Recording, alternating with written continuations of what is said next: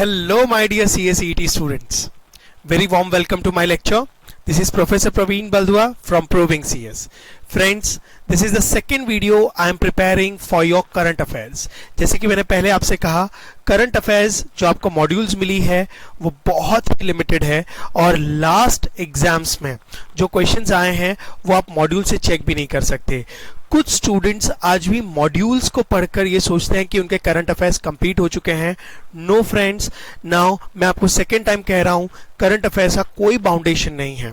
एक साल के अंदर जितने भी करंटली अफेयर्स हो रहे हैं, जितने भी करंट सिनेरियोज हो रहे हैं, उन सब की नॉलेज आप लोगों को चाहिए. ठीक है, but don't worry, now you don't have to put any extra efforts to collect the current affairs. You just watch these lectures. हम every week आपके लिए current affairs according to your syllabus लेकर आ रहे हैं. ठीक है, now करंट अफेयर्स बहुत सारे होते हैं, बहुत सारे इंसिडेंसेस हो रहे हैं, बट जो मुझे लगता है, जो मेरी टीम को लगता है कि these are the MCQs which is properly framed as per your syllabus, वो ही हम आपके साथ डिस्कस कर रहे हैं. ठीक है, नाउ लीगल अफेयर्स है, करंट अफेयर, बिजनेस अफेयर्स है, इंटरनेशनल अफेयर्स है, बहुत सारी चीजें होती हैं. ठीक है, नाउ फटाफट शुरू करते हैं. I want to make this video a very shorter so that without wasting time you can take the more advantage of it. Now अच्छा, इसके बाद if you want this notes which I am discussing with you all, you can download it from the description. और ठीक है, if you feel we are working on a right track, ठीक है, please let us know. ठीक है, now चलो start करते हैं करंट अफेयर्स. ठीक है, अब जनवरी में एग्जाम्स होने वाली हैं. जनवरी स्टूडेंट्स के लिए 9 जनवरी डेट हैज बीन डिक्लेयर्ड, है ना. Now best of luck for you all in advance. शुरू करते हैं करंट अफेयर्स. सबसे पहला, रिसेंटली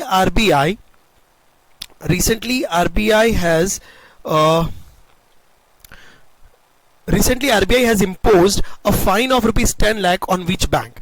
Now friends, ये आपके इकोनॉमिक सब्जेक्ट का पार्ट है ना. Now इकोनॉमिक्स में you people are learning financial institutions. उसमें reserve bank of India is a king of all the banks. He have authority to control all the banks, बराबर. Now उसमें से एक point आज हम लेकर आए हैं करंट अफेयर्स में. नाउ आरबीआई ने कौन सी बैंक पे 10 लाख रुपीस का पेनल्टी चार्ज किया, बराबर. नाउ तो फ्रेंड्स आप लोग ये देख भी रहे होंगे, answer is B, it's an HDFC bank. अब आप पूछोगे सर क्यों. नाउ गाइज, HDFC बैंक से एक अकाउंट होता है SGL.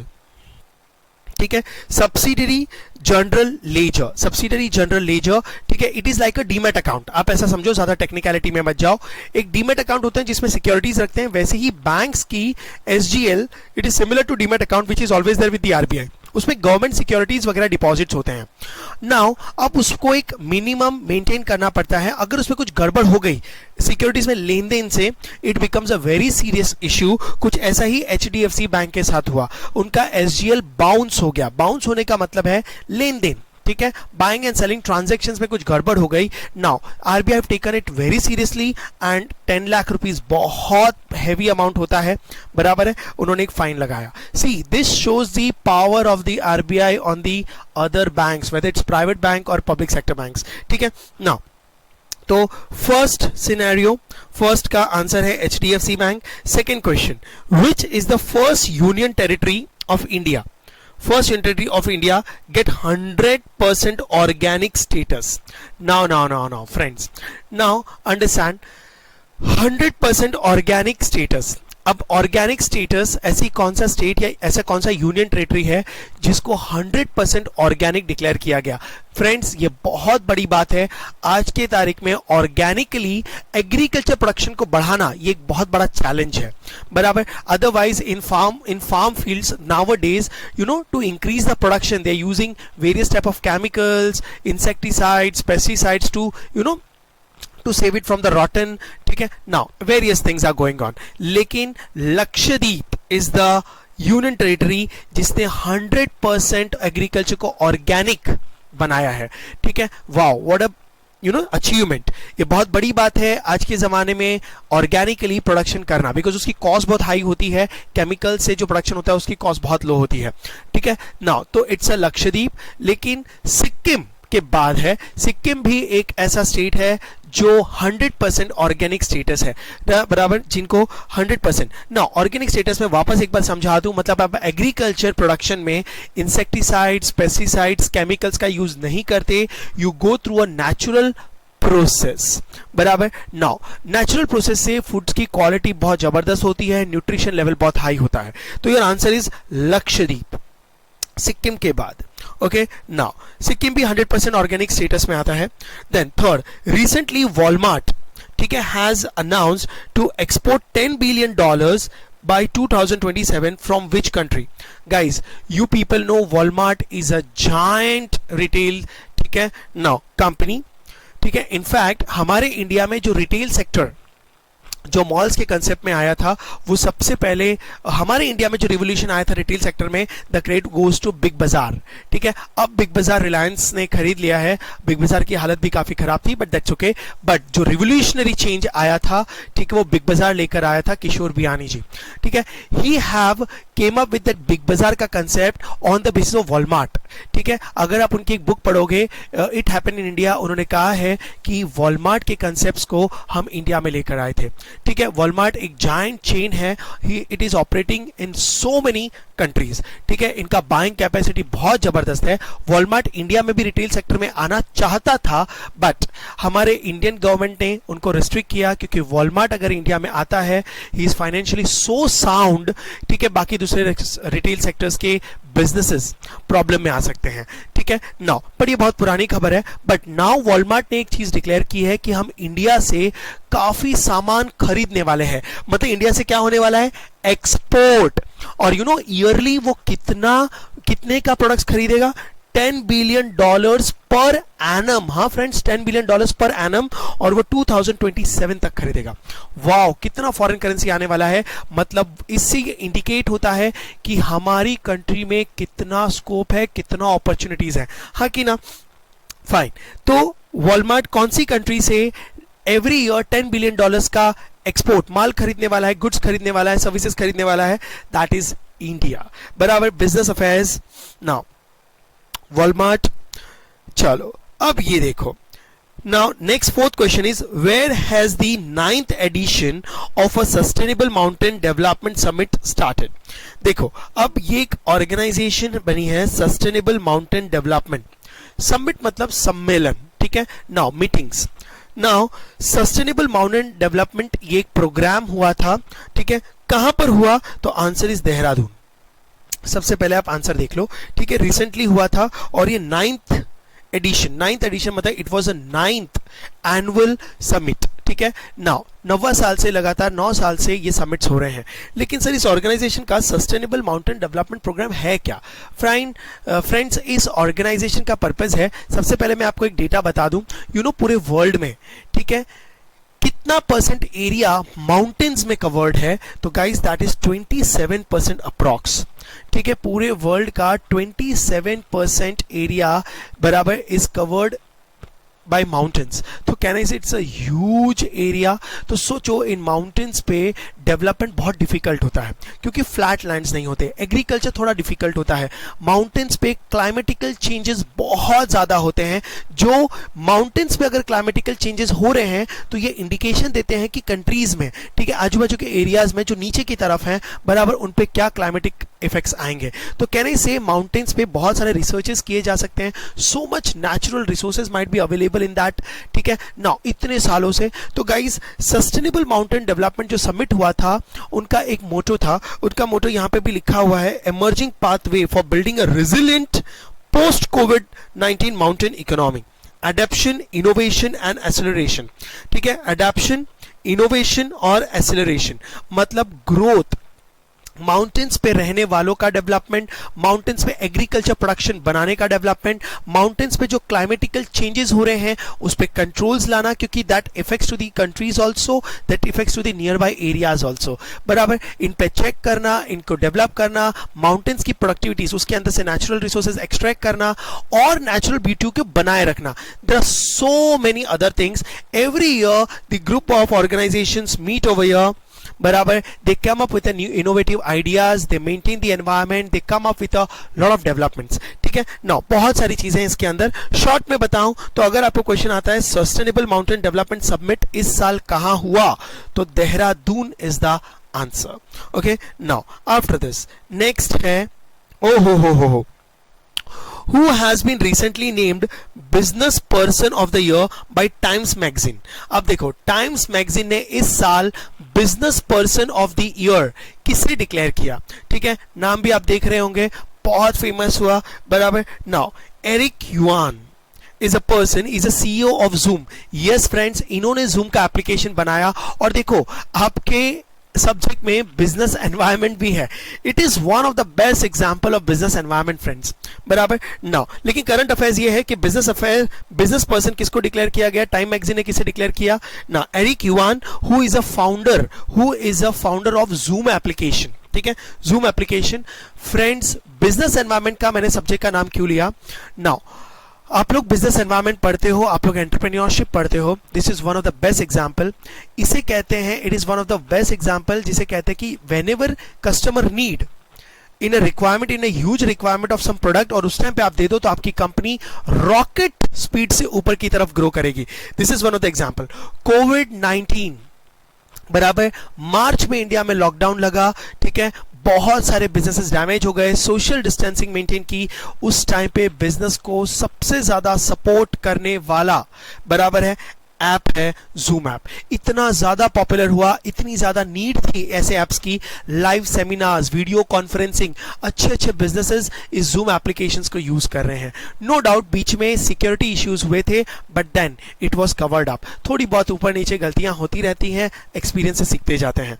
ठीक है, तो Eric Yuan have given a best application. और कोविड-19 में जब हमको इन एप्लीकेशंस की ज्यादा जरूरत थी, बहुत ज्यादा बिजनेस को सपोर्ट किया, एंड टीचिंग इंडस्ट्री में भी वी आर यूजिंग दिस, है ना. नाउ ठीक है, तो Eric Yuan has become a business person of the year. बराबर, ये मेरे हिसाब से इस बार आपके करंट अफेयर्स में आना चाहिए बिजनेस अफेयर्स के नाम पे.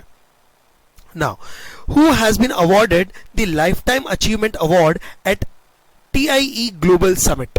अब मेरी बात सुनो फ्रेंड्स, सबसे पहली चीज तो आपने फोटो तो देखी होगी ना, देखी ली होगी. It's a Bill Gates. ठीक है, life time achievement award. Friends, Bill Gates के बारे में मैं क्या बोलूं, you people know very well. Life time achievement awards बोलो, कुछ भी बोलो, he have achieved a lot. ठीक है, he is the person who make Windows या computer software, that is Windows operating system, so easy that people have become so used to. बराबर, और वो इतना फ्रेंडली सॉफ्टवेयर बनाया कि वर्ल्ड क्लास में ही is enjoying. There are many other softwares, but Windows जितना पॉपुलर कोई भी नहीं हुआ. बराबर, ठीक है. TIE ग्लोबल समिट 2020 ने life time achievement award Bill Gates को दिया है. अब ये TIE ग्लोबल समिट क्या है, बराबर. पहले क्वेश्चन में मैंने टाइम मैगजीन बोला, उसको मुझे एक्सप्लेन की जरूरत नहीं है, because you know time magazines and all. Now ये TIE ग्लोबल समिट है क्या. फ्रेंड्स, TIE ग्लोबल समिट, ठीक है, ये एक स्टेज प्रोवाइड करता है, ये एक बिजनेस एंटरप्रेन्योरशिप डेवलपमेंट फोरम है. एवरी ईयर ये पब्लिक के लिए, बराबर है, बिजनेसमैन के लिए न्यू आइडियाज को डिस्कस करता है, न्यू लीडर्स को मंच पे लेकर आता है, एडवाइजरी में, बराबर, ट्रेंडी बिजनेस को डिस्कस करता है. बहुत सारे फोरम्स हैं. ठीक है, बहुत सारे गाइडेंस सेमिनार कंडक्ट करता है, बहुत पॉपुलर है, बहुत अच्छा कंटेंट लेकर आता है. ठीक है, आप यूट्यूब पे इनके वीडियोस देख सकते हैं. नाउ बिल गेट्स को लाइफ टाइम अचीवमेंट अवार्ड मिला. Oh ho. Now, recently, how many Indians have been ranked in the top 25 list of a global influencer 2020? Recently, एकदम करंट अफेयर है. Now, ग्लोबल लेवल पे, पूरे world level पे 3 Indians, बराबर है, world influencer के नाम पर चुने गए हैं. Very proud moment friends. बराबर है, ग्लोबल लेवल पे एक अच्छी इमेज, एक पब्लिक को इन्फ्लुएंसिंग, एक अच्छी इमेज लोगों के दिमाग में क्रिएट करना एट अ ग्लोबल लेवल, ये एक बहुत बड़ा अपने आप में अचीवमेंट है. बराबर. 3 Indians has been selected. How many Indians? 3 Indians. Photos देख लो. सबसे पहले नरेंद्र मोदी जी, बट ऑब्वियस है. नाउ ठीक है, then Virat Kohli and Anushka. Okay, ranks भी मैंने लिखे हैं. टॉप 25 में 3 इंडियंस आते हैं जिन्होंने वर्ल्ड लेवल पे एक अच्छी इमेज क्रिएट की है. Rao Modi ji 17th rank, Anushka 24th rank, और यहां पर 12th रैंक. बराबर। अब कुछ कुछ कहीं कहीं डेटा वेरी कर रहा है, बट अपने को ये सब नहीं जानना। लेकिन 3 Indians has been selected in top 25 influencers in the world, बराबर। वाओ, इंडिया हर फील्ड में बहुत अच्छा कर रहा है friends. Now 8th question, recently स्वाधीनता सड़क बराबर will be started between India and which country? Friends, India और कौन से कंट्री के बीच में स्वाधीनता सड़क योजना बनी है? नाउ व्हाट इज दिस स्वाधीनता सड़क योजना? इट्स अ रोड डेवलपमेंट, बराबर। अब रोड अगर बन रही है तो नियर बाय 2 कंट्रीज होनी चाहिए। Now that is Bangladesh. Guys, this deal has been finalized that Swadhinta Sadak Yojana will be get implemented from in the year 2021 बराबर। Now बांग्लादेश पहले इंडिया का पार्ट था, but then divided, India got divided, बराबर। पाकिस्तान अलग हुआ, बांग्लादेश अलग हुआ, इंडिया बीच में रह गया, बराबर। वेस्ट बंगाल के बाजू में ही है। नाउ तो वहां से एक रोड डेवलपमेंट की योजना बन रही है। नाउ दिस इंडिकेट्स बराबर a world trade, a good relationships, बराबर। और जो पहले भी रिलेशनशिप्स बहुत अच्छे थे, लेकिन बाद में कुछ पॉलिटिकल रीजंस की वजह से रिलेशनशिप बिगड़े, but again each and every country, see guys, this is the good sign of globalization actually, बराबर है। every country knows, globalization एक ही चीज कहता है, no country is self sufficient। कोई भी कंट्री अपने आप में पूरी तरीके से सक्षम नहीं है, बराबर। हर कंट्री में अपनी क्वालिटी है। तो अगर आपको आपकी कंट्री को ग्रो करना है तो आपको नियर बाय कंट्रीज से, दूसरी कंट्रियों से हेल्प लेना होगा, बराबर है। You might be strong in one of the field, some countries are best in some another field. Share your technology, share your good, share your services, share your ideas, that is called globalisation. This indicates a good relationship with Bangladesh and India, बराबर। आप history निकाल के देखिएगा, Bangladesh, Pakistan, India अलग हुए, बहुत सारी चीजें हुई, बांग्लादेश पाकिस्तान के बीच में वॉर्स हुए, India was one of the mediator, बराबर। बहुत सारी चीजें हुई हैं, हम उसमें नहीं जाते। लेकिन अभी का करंट अफेयर ये है, स्वाधीनता सड़क योजना was framed between India and Bangladesh. Wow, ये गजब हुआ है। 9th वाला क्वेश्चन देखो, which government has revoked the business license or trade license of a Maruti Suzuki? Maruti Suzuki is one of the giant company, बराबर, great large number of car manufacturer, large number of car producer in India, बराबर।